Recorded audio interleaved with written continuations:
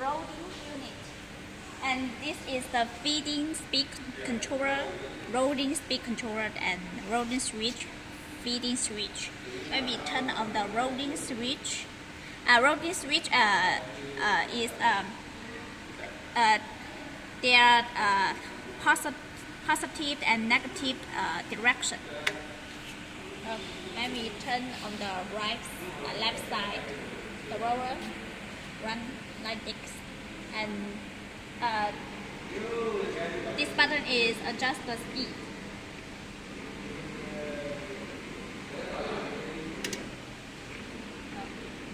And feeding switch when we turn on. The dust removal roller running. This button is adjusting the speed. Oh, sorry, this look, run fast. Let me turn run.